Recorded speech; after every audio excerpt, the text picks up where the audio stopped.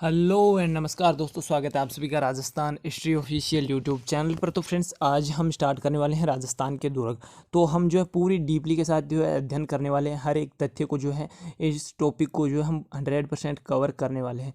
तो आप जो है राजस्थान में हाई कोर्ट से लेकर राजस्थान पुलिस, पटवारी और रीट, बीएसटीसी, जो पीटीटी, इन सब एग्जाम के लिए आरएस लेवल तक का जो मैं आपको जो ये राजस्थान के दुर्ग पढ़ा दूंगा, आपको अदर कहीं भटकना नहीं पड़ेगा।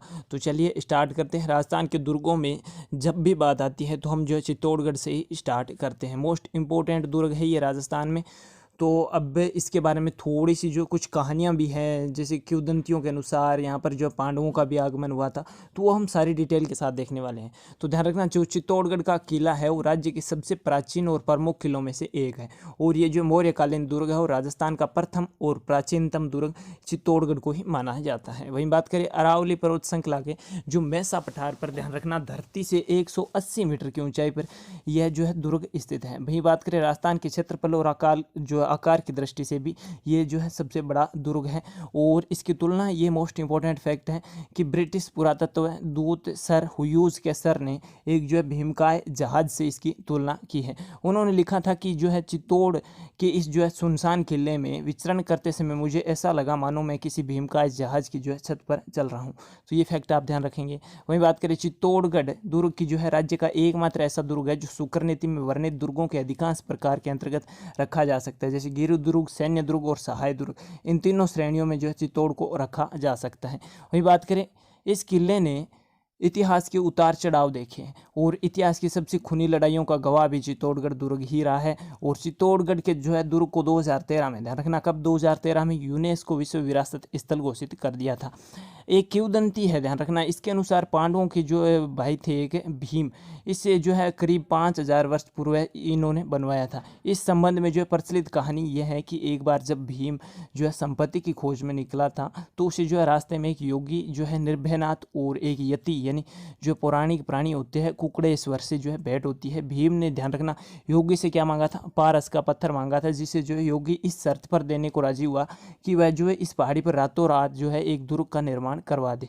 भीम ने अपने शौर्य और देवरूप भाइयों की जो है सहायता से यह कार्य करीब करीब समाप्त कर दिया था। सिर्फ दक्षिण हिस्से का थोड़ा सा कार्य शेष था और योगी के हृदय में, ध्यान रखना, कपट ने स्थान ले लिया और उसे जो है यति मुर्गे की आवाज़ में जो बांग देने को कहा, जिससे जो है भीम सवेरा समझकर निर्माण कार्य बंद कर दे और उससे जो है पारस पत्थर नहीं देना पड़े।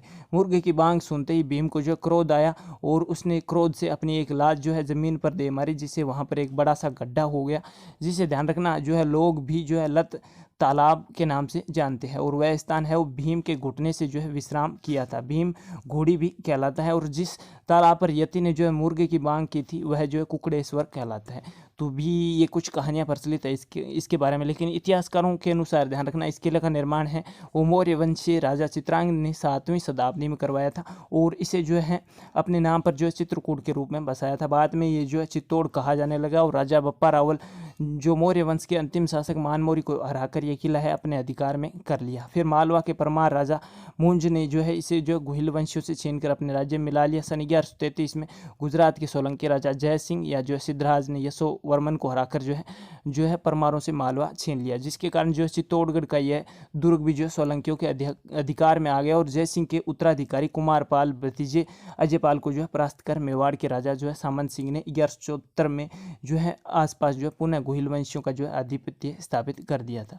तो ये कुछ इसके बारे में कहानियाँ प्रचलित हैं। लेकिन इतिहासकारों का मानना यही है कि जो इसे जो है चित्तौड़गढ़ की जो है मौर्य वंश के शासक मानमौरी ने ही जो है इसे जो है बनाया था। और यहाँ पर जो है बप्पा रावल ने उससे जो है मानमौरी से छीनकर ही जो है इसका जो है गुहिल वंश की स्थापना की थी। वही बात करें, सन 1303 में यहाँ के जो है रावर रतन सिंह की, ध्यान रखना, अलाउद्दीन खिलजी से लड़ाई हुई। और जो है लड़ाई है वो चित्तौड़गढ़ का प्रथम शाखा के नाम से ये जानी जाती है। और लड़ाई में अलाउद्दीन खिलजी की विजय हुई और उसने अपने पुत्र खिजर खां को ये राज्य सौंप दिया था। और खिजर खां ने वापस जो है चित्तौड़ का, ध्यान रखना, जो है राजकाज कानड़ देव के भाई मालदेव को सौंप दिया। ध्यान रखना, ये मालदेव मुंछाला जो कि कानड़ देव का भाई था। और चित्तौड़ के जो है प्रथम शाखे में रतन सिंह के साथ साथ जो सेनानायक गोरा और बादल भी शहीद हुए थे। वहीं बात करें बप्पा राहुल के वंशज राणा हमीर ने पुनः मालदेव से जो है ये किला हस्तगत किया और सन 1538 में चित्तौड़गढ़ यानी शासक विक्रमादित्य पर, ध्यान रखना, गुजरात के बहादुर शाह ने जो है आक्रमण किया था। जो है 34-35 यहाँ पर जो है 34-35 होता है फ्रेंड्स, सॉरी थोड़ा टाइपिंग मिस्टेक हो गया। और बहादुर शाह ने जो आक्रमण कर इस युद्ध में, ध्यान रखना, मेवाड़ का दूसरा साका हुआ था और महारानी कर्मावती ने यहाँ पर जो है जौहर किया था। और 1567-68 में मेवाड़ का तीसरा साका हुआ जिसमें जो महाराणा प्रताप के पिता थे उदय सिंह, वो वीरगति को प्राप्त हुए थे और वहाँ पर जयमल और फत्ता जो है उन्होंने भी जो है केसरिया किया था। तो ये तीसरा साका हुआ था। और अब इसमें जो है कुछ यहाँ पर मुख्य इमारतें हैं, मंदिर हैं, उनके बारे में भी अध्ययन कर लेंगे, तो वो भी हम देख लेते हैं। उससे पहले अगर आपको ये चैनल अभी तक वीडियो पसंद आ रहा है तो please like share and subscribe करके बेल आइकन प्रेस कर सकते हैं। मेरा ये जो कहानी बताने का मोटिव यही था कि आपको थोड़ी सी रुचि पैदा हो जाए कि हाँ चित्तौड़गढ़ के बारे में हमें पढ़ना चाहिए। तो मुख्यतः क्वेश्चन यहाँ से आते हैं, जैसे कि जो है पांडन पोल है वो किस दुर्ग का प्रवेश द्वार है। तो ये ध्यान रखना चित्तौड़गढ़ का जो है प्रथम प्रवेश द्वार है और कहा जाता है कि एक बार जो है भीषण युद्ध में खून की नदी बह निकलने से जो है यानी पाड़ा या जो है भैंसा बहता बहता यहाँ तक आ गया था, इसी कारण इसका जो है इस द्वार का नाम है वो पांडन पोल पड़ गया था। वहीं बात करें भैरों पोल या भैरों पोल, तो ये पांडन पोल से थोड़ा उत्तर की तरफ जो है चलने पर दूसरा दरवाजा आता है जिसे भैरव पोल के नाम से जाना जाता है और इसका नाम है उदयपुर के जो सोलंकी भैरोदास के नाम पर रखा गया है, जो सन 1534 में, ध्यान रखना, गुजरात के सुल्तान बहादुर शाह जो है बहादुर शाह से युद्ध में मारा गया था। वहीं उसका एक प्रवेश द्वार और है हनुमान पोल। तो ये दुर्ग के तीसरे प्रवेश द्वार को जो हनुमान पोल कहा जाता है क्योंकि पास में ही हनुमान जी का मंदिर भी है। तो friends please like share and subscribe करके बेल आइकन प्रेस कर दो। अभी अगर आपको इस तरह की थ्योरी बेस में पूरी राजस्थान जी के जो है स्टोरी के रूप में याद करनी है तो आपको राजस्थान जिला दर्शन पढ़ना है तो आप हमारी जो राजस्थान जिला दर्शन के नाम से भी प्ले लिस्ट है इस चैनल पर, 33 जिलों का संपूर्ण अध्ययन, वहाँ पर जाकर भी आप कर सकते हैं। वहीं आपको जो डिस्क्रिप्शन में टेलीग्राम की भी लिंक मिल जाएगी जहाँ पर आप PDF नोट्स डाउनलोड कर सकते हैं। वहीं आपको जो है राजस्थान में किसी भी एग्जाम की जो है बुक परचेस करनी है तो आपको जो है भारी डिस्काउंट के साथ जो है मैंने नीचे लिंक दे रखी है, आप BSTC, राजस्थान पुलिस, पटवारी, इन सब की जो है बुक्स भी परचेस कर सकते हैं। आप प्लीज़ एक बार विजिट ज़रूर कीजिएगा। तो गणेश पोल की बात करें तो ध्यान रखना ये हनुमान पोल से कुछ आगे जो है बढ़कर दक्षिण दिशा की ओर मुड़ने पर जो गणेश पोल आता है और दुर्ग का ये चौथा द्वार है। वहीं बात करें जोड़ला पोल की तो ये दुर्ग का 5वां द्वार है और छठे द्वार के बिल्कुल पास होने के कारण इसे जो जोड़ला पोल भी कहा जाता है। वहीं बात करें लक्ष्मण पोल की तो दुर्ग के इस छठे द्वार के पास एक छोटा सा जो है लक्ष्मण जी का मंदिर है जिसके कारण जो है इसका नाम है लक्ष्मण पोल पड़ गया था। वहीं बात करें राम पोल की तो ये राम पोल है वो लक्ष्मण पोल के आगे बढ़ने पर जो है पश्चिम मुख में जो है प्रवेश द्वार मिलता है जिससे जो है होकर किले के अंदर जो है प्रवेश कर सकते हैं और ये दरवाज़ा, ध्यान रखना, किला का 7वां और अंतिम प्रवेश द्वार है। ध्यान रखना इसके निकट ही महाराणाओं के पूर्वज माने जाने वाले सूर्यवंशी भगवान श्री रामचंद्र जी का भी मंदिर है। अब यहाँ पर चित्तौड़गढ़ में है एक कीर्ति स्तंभ या जिससे विजय स्तंभ भी कहा जाता है। ये किसने बनवाया था तो महाराणा कुंभा ने। ध्यान रखना मालवा के सुल्तान महमूद शाह खिलजी को युद्ध में जो है पराजित कर इसका निर्माण करवाया था और इसे विष्णु ध्वज भी कहा जाता है। ये 9 मंजिला है और 120 फीट ऊंचा है। इस स्तंभ के चारों ओर हिंदू देवी देवताओं की मूर्तियाँ अंकित है, इसी कारण जो इसको हिंदू मूर्तियों का विश्वकोश भी कहा जाता है या अजायबघर भी कहते हैं। वही बात करें विजय स्तंभ का शिल्पकार तो जेता नापा और पोम्मा पुंजा को माना जाता है। वहीं बात करें यहाँ पर इसी दुर्ग में एक जैन कीर्ति स्तंभ भी है। तो ये जैन कीर्ति स्तंभ है वो 75 फुट ऊंचा है और 7 मंजिला है वाला एक स्तंभ बना है जिसका निर्माण है 14वीं शताब्दी में दिगंबर जो जैन संप्रदाय के बघेरवाल महाजन साई के पुत्र जीजा शाह ने करवाया था। और ये स्तंभ नीचे से जो 30 फुट तथा ऊपरी हिस्से पर जो है 15 फुट चौड़ा है। ऊपर की ओर जाने के लिए यहाँ पर एक तंग नाल भी बनी हुई है। जैन कीर्ति स्तंभ का वास्तव में जो है आदिनाथ का जो है स्मारक माना जाता है। और इसी दुर्ग में है महावीर जी का मंदिर। तो जैन कीर्ति स्तंभ के निकट ही महावीर स्वामी का मंदिर भी है और यहाँ पर एक नीलकंठ महादेव का मंदिर या जिसे जो है समाधीश्वर मंदिर भी कहा जाता है, यह भगवान शिव को जो समर्पित है और इसका निर्माण है वो 11वीं शताब्दी के प्रारंभ में जो भोज परमार द्वारा करवाया गया था। बाद में मोक्कल ने 1428 में इसका जो जीर्णोद्वार करवाया और मंदिर के गर्भगृह में और जो है एक मुख्य मंडप भी है जिसके तीनों ओर अर्थात यानी उत्तरी, पश्चिमी और दक्षिण और जो है मुख्य मंडप प्रवेश जो है दलान है। वही मंदिर में भगवान शिव की त्रिमुखी विशाल मूर्ति भी स्थापित की गई है। और इसी जो चित्तौड़गढ़ दुर्ग में एक कालिका माता का भी मंदिर है। तो ध्यान रखना राजा मान भंग द्वारा 9वीं शताब्दी में निर्मित ये जो मंदिर है मूल रूप से सूर्य को समर्पित है। यहाँ पर एक चित्तौड़ी बुर्ज या जो है मोहर मगरी भी है। ध्यान रखना दुर्ग का ये अंतिम दक्षिणी बुर्ज है जिसे जो है चित्तौड़ी बुर्ज कहलाता है। और इस बुर्ज को जो 150 फीट नीचे ध्यान रखना एक छोटी सी पहाड़ी यानी मिट्टी का टीला दिखाई देता है। और ये टीला कृत्रिम है। और कहा जाता है कि सन 1567 में अकबर ने जब जो है चित्तौड़ पर आक्रमण किया था तब जो है अधिक उपयुक्त मोर्चा इस स्थान को जो है माना और जो है उस मगरी पर जो है मिट्टी डलवा कर उसे जो है उठाया ताकि जो है किले पर आक्रमण आसानी से हो सके।